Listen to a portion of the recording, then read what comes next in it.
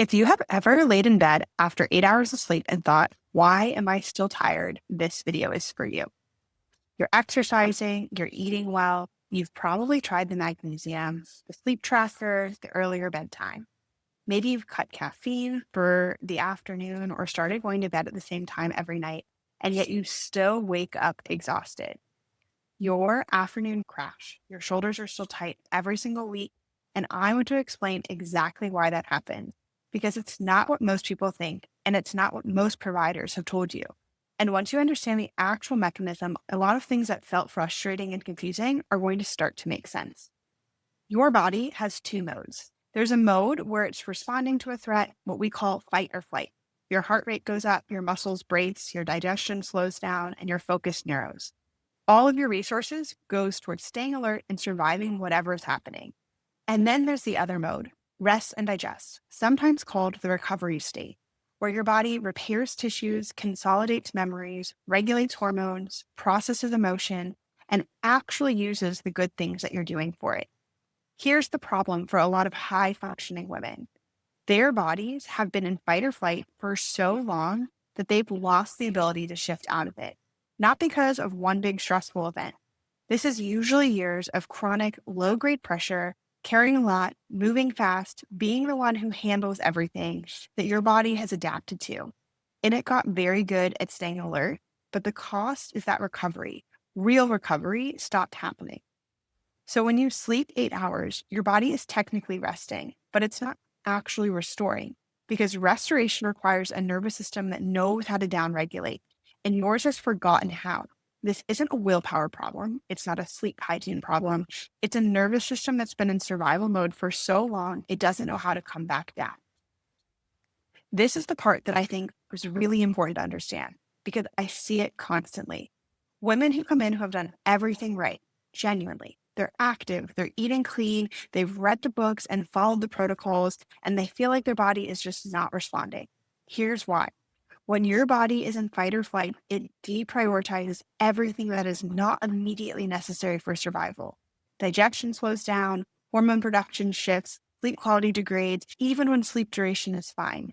Nutrient absorption goes down, so the supplements you're taking, the food you're eating, and the workouts you're doing, your body can't even fully utilize them.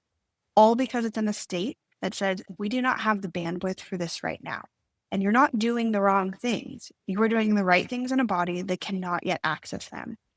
That is the missing piece that almost nobody talks about. Before we layer on more habits, more supplements, more effort, we have to address the state the body is operating from, because everything else compounds from there. We see this over and over. A patient adds protein to their breakfast and her afternoon crashes stop. Not because the protein was magic, but because it stabilized her blood sugar, which reduced her cortisol load, which gave her nervous system a little more room. Small thing, significant result, because the foundation shifted. I want to connect this to something a lot of you are probably experiencing physically: the tight neck, the shoulder tension that never fully releases, the jaw clenching that you don't notice until 3 p.m. when your teeth are sore.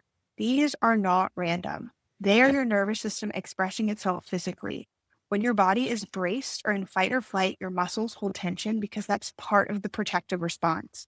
The problem is that most people treat the muscle, foam rolling, stretching, massage, and get temporary relief. But the signal telling that muscle to stay tight, it keeps firing back. This is why the tension comes back every single week, no matter how much you stretched the night before. We work from the structural and neurological level.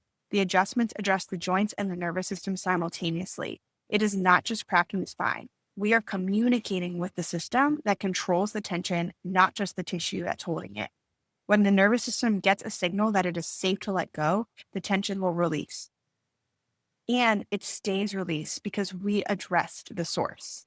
So what does this actually look like in practice? The women who see the biggest shift at Rise are usually not doing dramatically different things. They're doing what they were already doing, but now they have a foundation that supports it. We address the structural and neurological pattern that are keeping the body in survival mode. Jay works on the nutritional piece, blood sugar, cortisol rhythm, and what their body actually needs versus what they've been told to eat. And we look at the whole picture together, because the neck tension and the afternoon crashes and the poor sleep quality are usually the same conversation. When a system regulates, the other follows. That is the whole person approach. And results happen faster than most people expect. Not because we have a magic protocol, but because the body is already trying to heal. It just needed someone to address what was keeping it stuck. We hear this pattern often from women who have been dealing with this for years. I didn't realize how much I had normalized feeling this way until I actually stopped feeling that way. That is what we're working towards. If you watched this and thought, this is exactly what I've been experiencing, you are not alone and you're not broken. You're a high functioning person whose body has been doing its best for a long time without the right support. That is a solvable problem. If you are in Dublin or the Columbus area and you want to have a conversation in person, the link to schedule is in the description. First visits are thorough and unhurried and will connect the dots for you. If you're not local, I hope this video gave you language for what you've been feeling. Sometimes that alone is a starting point. And I'll see you guys in the next one.